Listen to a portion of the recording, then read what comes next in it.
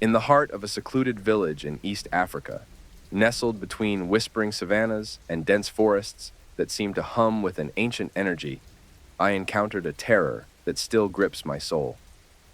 My name is Elijah, and I was 25 years old at the time of this event, working as a wildlife researcher. My gender, while may not influence the fear I experienced, is male, and my story unfolded in the late summer of 2015. My research team and I were stationed in Tanzania, studying the behaviors of nocturnal animals in the region. We had set up camp in a location known to be relatively undisturbed by human activity, allowing for a clearer understanding of natural wildlife patterns. It was here, under the vast, starlit African sky, that my ordinary scientific pursuit turned into a chilling tale of survival and mystery. One evening, after the day's work was done, I decided to take a solo walk. The air was cool, and the sounds of the night were beginning to crescendo into their usual symphony. I ventured further than usual, drawn by the allure of the untouched wilderness. That's when I first heard it. A soft, almost inaudible whisper, carried by the wind. At first, I thought it was my imagination, fueled by the eerie beauty of the African night. But as I continued, the whisper grew into a discernible voice, chanting in a language I could not understand. Feeling a mix of curiosity and unease, I followed the sound to a small clearing. There, illuminated by the moonlight, was a figure. It was cloaked in shadows, making it impossible to discern any features, but its presence was undeniably human, or so I thought. The figure seemed to be performing some kind of ritual, and as I watched, hidden by the darkness, I felt a sudden, intense fear wash over me. It was an instinctual reaction, one that screamed for me to run to escape this unseen horror. But before I could move, the figure stopped chanting and turned towards me. Even in the shadow, I could feel its gaze piercing through me. I was rooted to the spot, caught in a trance of fear and fascination. Then, it spoke directly to me, in perfect English, with a voice that seemed to come from another time. "Why do you disturb the balance?" it asked, before vanishing into thin air. Shaken, I hurried back to camp, unsure of what I had just witnessed. Had I stumbled upon a ghost? A guardian spirit of the land? Or was it merely a local practicing ancient rites? I shared my experience with the team, but none could offer a rational explanation. The following days were filled with an unshakable feeling of being watched, and several strange occurrences plagued our camp. Equipment malfunctioning without cause, eerie sounds with no discernible source, and a pervasive sense of dread that lingered until we left. To this day, I cannot fully explain what happened that night in the Tanzanian wilderness, but I am certain of one thing. There are mysteries in this world that are beyond our understanding, ancient forces that demand respect and caution. My experience has left me with a profound respect for the unknown, and a reminder that sometimes it's best to leave some stones unturned.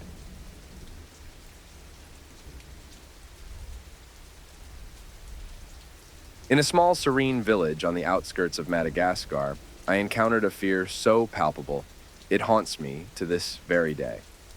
My name is Amara, a 28-year-old woman at the time, and my adventure into the depths of African folklore began in the autumn of 2019. I had always been fascinated by the rich tapestry of myths and legends woven into the fabric of African culture, leading me to spend a year traveling across the continent. However, nothing could have prepared me for the events that unfolded in that secluded village. The villagers spoke of a spirit, an ancient entity that had roamed the land long before the first settlers. They called it Nyanga, which translates to the shadow in the trees. According to local lore, Nyanga was neither malevolent nor benevolent, but a guardian of nature's delicate balance. Intrigued, I decided to delve deeper, collecting stories and sightings that had been passed down through generations. One elder, in particular, warned me, Nyanga watches those who tread heavily on the earth, bringing a curse upon those who disrespect the natural world. Despite the ominous warning, my curiosity was piqued further, driving me to seek out this entity. My search led me deep into the lush, untamed forests surrounding the village. Equipped with my camera and a small notebook, I hoped to capture any evidence of Nyanga's existence. As the sun dipped below the horizon, the forest transformed. The once vibrant sounds of wildlife fell silent. replaced by an oppressive stillness that seemed to weigh down the air itself. That's when I heard it, a soft, rhythmic tapping, like the beating of a drum, resonating from the heart of the forest. Drawn by an inexplicable urge, I followed the sound, moving deeper into the darkness. The tapping grew louder, more insistent, until suddenly it stopped. I found myself in a clearing, bathed in the ghostly light of the moon. Before I could react, a chill swept through the clearing, and a figure emerged from the shadows. It was tall, its form shifting, almost smoke-like, with eyes that glowed like embers in the night. Paralyzed by fear, I realized I was staring into the face of Nianga. In a voice that seemed to echo from the depths of the earth itself, it spoke. "Why do you seek me, child of man?" I tried to respond, to explain my fascination and respect for the legends of this land, but no words came. Nianga regarded me for what felt like an eternity before finally vanishing into the night, leaving me alone in the silent clearing. I returned to the village before dawn, a profound sense of unease settling in my heart. Though I had set out to uncover the mysteries of Nianga, I was left with more questions than answers. The villagers noticed a change in me, a wariness in my eyes that spoke of my encounter. They said nothing, but their knowing looks confirmed what I already knew. I had been touched by something ancient, something beyond the comprehension of mere mortals. To this day, the experience has reshaped my understanding of the world. There are forces at play, guardians of the natural order, that watch over us, unseen. My encounter with Ainga, a spirit as real to me as the earth beneath my feet, serves as a constant reminder of the respect we owe to the mysteries that surround us.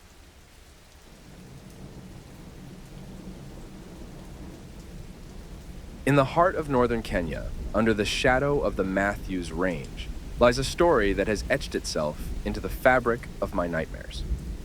My name is Caleb, a 32-year-old man at the time, embarking on a journey through the lesser-known paths of Africa, in search of stories untold and cultures unexplored. It was the dry season of 2017, and the air hung heavy with the promise of a storm that seemed always on the horizon but never broke. I had been traveling with a small group of friends, eager adventurers all, when we heard whispers of a village that lay abandoned, a place locals avoided speaking of, even in daylight. They called it Nyawawa, the Vanished. According to fragmented tales, the village had been a thriving community until one night, under a blood-red moon, it simply emptied. No signs of struggle, no clues to where the inhabitants might have gone, just empty huts and silence. Curiosity, that most dangerous of flames, flickered to life within us. Despite the protests of our guides, we decided to visit Nyawawa. The journey was arduous, through thick brush and terrain that seemed to resist our every step, as if the land itself wished to turn us back. We arrived as dusk painted the sky in shades of fire and blood, the setting sun casting long shadows across the empty village. The silence was profound, as though even the wind dared not stir. We explored the desolate huts, finding remnants of lives interrupted, unfinished meals, tools left lying as if just set down, toys abandoned in the dirt. As darkness swallowed the light, unease settled over us. We decided to camp at the edge of the village, too intrigued to leave, yet too unsettled to stay within its silent confines.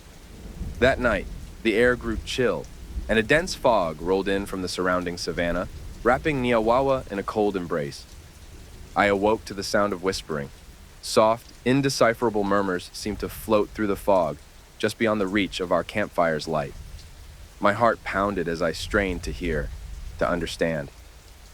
Then I saw them, figures moving within the fog, shadows of people, impossibly tall and thin, drifting between the huts and around our camp. The whispering grew louder, a cacophony of voices that seemed neither malevolent nor welcoming, simply there. In a panic, we gathered our belongings and fled, guided by the feeble light of our torches, the whispering shadows always at our heels until we burst free of the fog and into the clear pre-dawn light. We never spoke of what happened, not even amongst ourselves. The experience bound us in a shared silence, a pact born of fear and the unspoken agreement that some mysteries are better left unexplored. Now, years later, the memory of Nyawawa haunts me. I've traveled far and wide since then, but the whispers in the fog remain the most chilling encounter I've ever had. They serve as a constant reminder that the world holds dark corners, where history and horror walk hand in hand, and the veil between the known and the unknowable is perilously thin.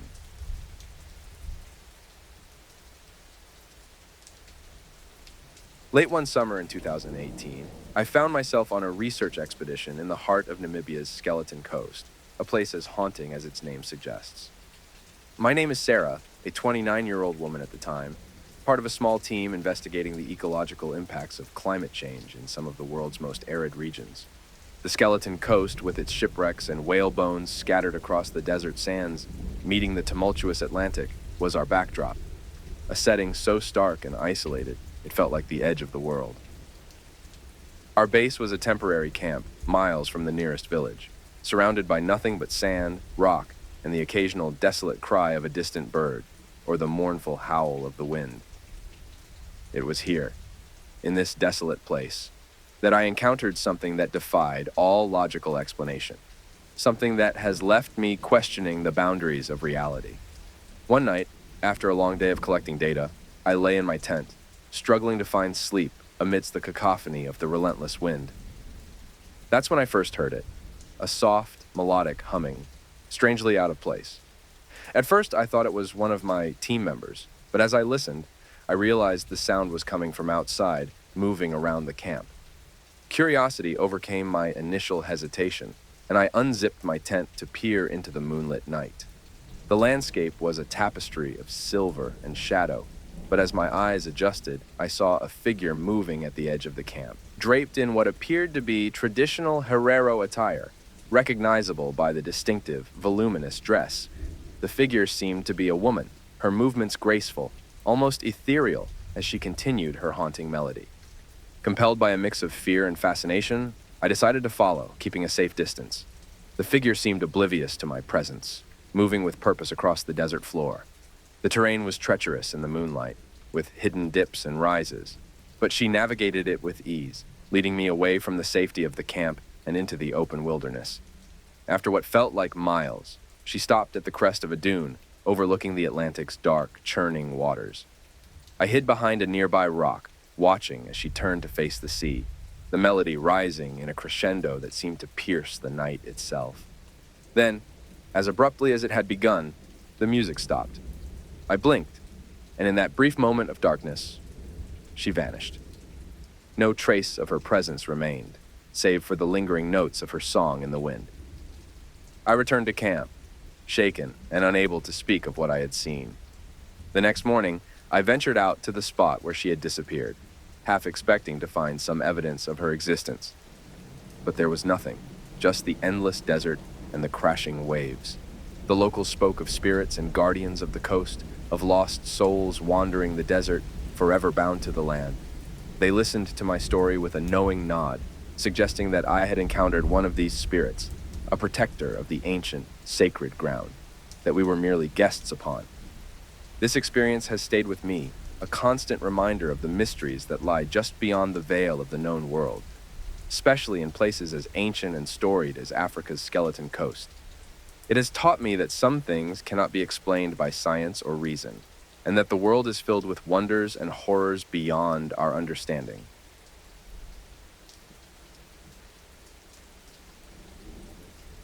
I'll never forget the summer of 2021 when my quest for adventure led me into the heart of an African mystery that still chills me to the bone.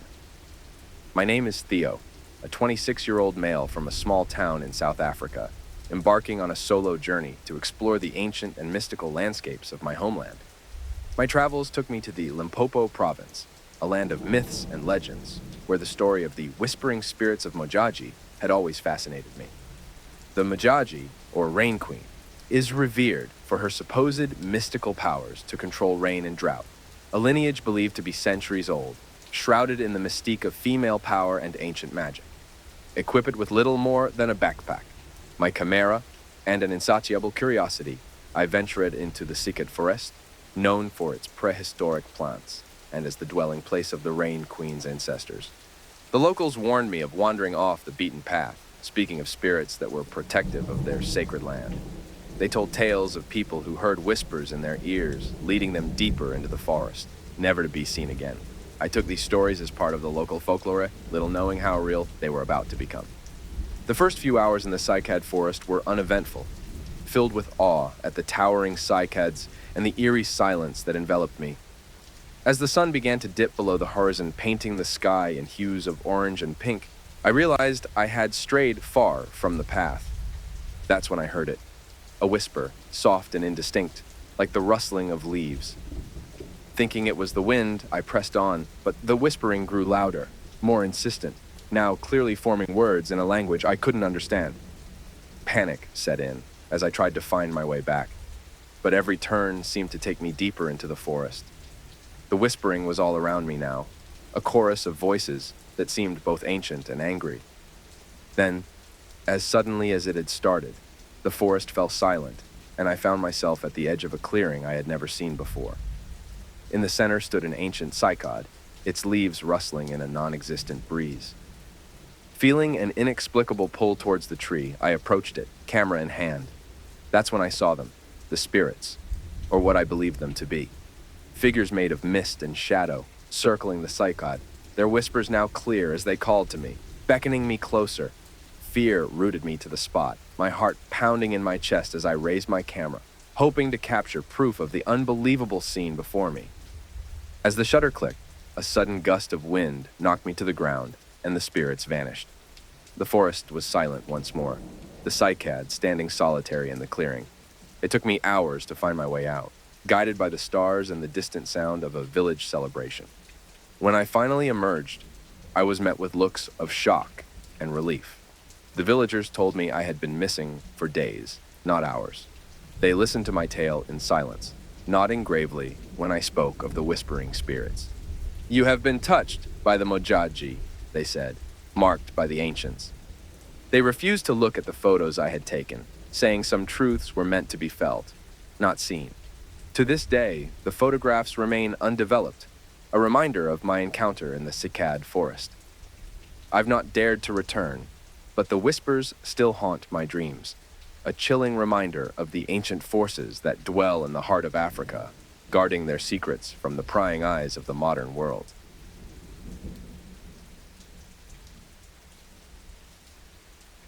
It was the sweltering summer of 2020 when I decided to embark on a journey that would forever alter the way I perceive the world around me. My name is Layla, a 27-year-old woman with an insatiable hunger for the mysteries that lie beyond the beaten path. Drawn by tales of the supernatural and the allure of the unknown, I found myself in Zimbabwe, eager to explore the ancient ruins of Great Zimbabwe, a city built in the 11th century and abandoned 700 years later, leaving behind stone towers and walls that spoke of a rich and mysterious past. Armed with nothing but a small backpack, my camera, and a notebook filled with legends and folklore gathered from locals, I ventured into the heart of the ruins under the scorching African sun. The locals spoke of spirits that guarded the ancient city, warning me to tread lightly and respect the sacred ground. They told stories of Ngozi, vengeful spirits seeking justice for wrongs done in their lifetimes, and how they often made their presence known to those who dared to disturb their rest. Despite the warnings, curiosity propelled me deeper into the ruins, where the air felt thick with history and the weight of untold stories. As the sun began to dip below the horizon, casting long shadows among the towering walls, I felt an eerie sense of being watched. Every sound seemed amplified in the growing dusk, from the rustle of the wind through the grass to the distant call of a bird. It was then that I heard it, a soft, mournful wailing that seemed to come from the very stones around me. Chills ran down my spine as the sound grew louder, a sorrowful lament that resonated with the tales of the Ngozi I had been told. Gripped by a mix of fear and fascination, I followed the sound, my heart pounding in my chest. The wailing led me to a secluded part of the ruins, a small enclosure surrounded by towering walls that seemed untouched by time. As I stepped inside, the air grew inexplicably cold, a stark contrast to the heat of the African evening. There, In the center of the enclosure stood a figure draped in white, its back to me, the source of the haunting wails. Frozen in place, I watched as the figure slowly turned to face me, revealing a face that was not human, but a mask of sorrow and pain, eyes that bore into mine with an intensity that rooted me to the spot. The figure raised a hand, pointing directly at me, and the wailing ceased, replaced by a silence so profound it felt like a weight upon my chest. I don't know how long I stood there, locked in the gaze of the spectral figure, before I finally found the strength to flee, the silence breaking as I ran, the wails resuming behind me, chasing me as I scrambled out of the ruins and back to the safety of the nearby village. The villagers found me collapsed at the edge of the village, my clothes torn and my body trembling with fear. They spoke no words of reprimand, only looks of understanding, as if they had always known that my curiosity would lead me to a confrontation with the unseen guardians of Great Zimbabwe. Since that night, I have been haunted by the memory of the wailing spirit, a constant reminder of the delicate balance between the living and the dead, and the ancient African wisdom that some places are meant to be left undisturbed, guarded by forces beyond our understanding.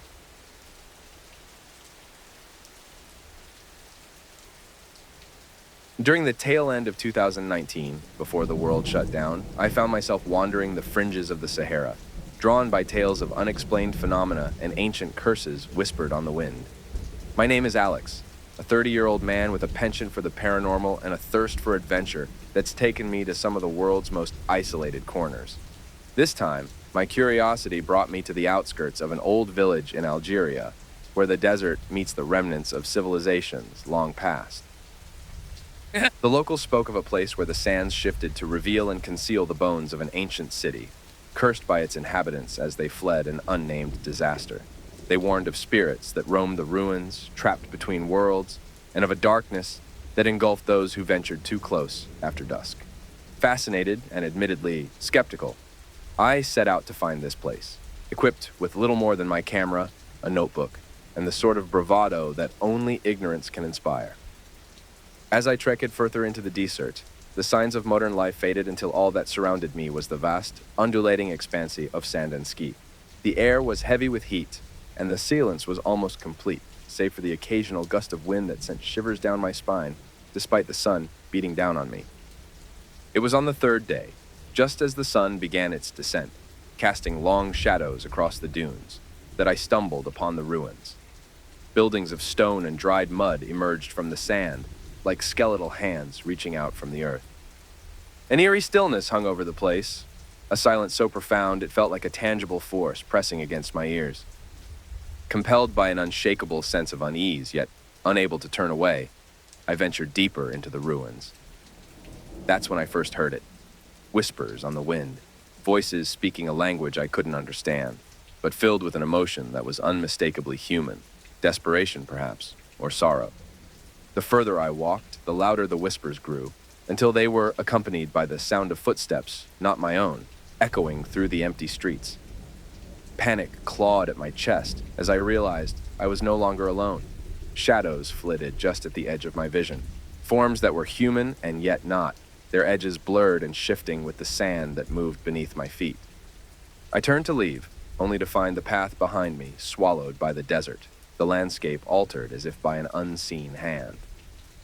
The sun dipped below the horizon, and the temperature dropped precipitously, a chill wind wrapping around me as if to hold me in place. The whispers grew louder, now clearly angry, and the footsteps hastened, closing in on me from all sides.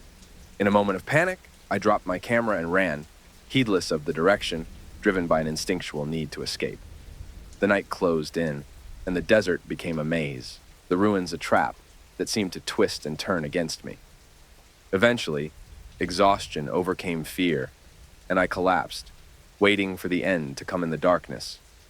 But instead, the sun rose, revealing the desert calm and unchanged, the ruins silent once more. My camera lying in the sand where I'd dropped it, though I could never find the path I'd taken to escape. When I returned to the village, the locals nodded knowingly at my tale, their eyes filled with a mix of pity and relief. They spoke of the desert as a living entity, capable of protecting its secrets and punishing those who sought to uncover them. The experience left me changed, a believer in the mysteries that lie hidden in the remote corners of the world. The photographs I took that day show nothing but ruins and sand, but when the wind blows just right, I swear I can still hear the whispers, calling me back to a place that exists somewhere between legend and reality, a reminder of the night I walked with the spirits of the Sahara.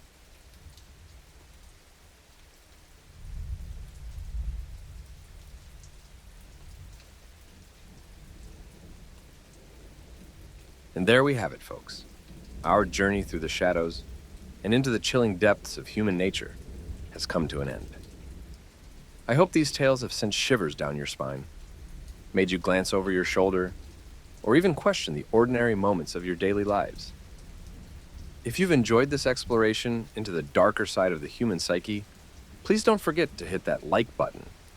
It helps more than you know. You can always share your thoughts, feelings, or even your own creepy experiences in the comments below. We love hearing from our listeners. And if you're new here or haven't yet joined our Horror Stories family, make sure to subscribe and turn on notifications so you never miss out on our future tales of the macabre and mysterious. Until next time, stay safe, keep the lights on, and remember, the real monsters might be closer than you think.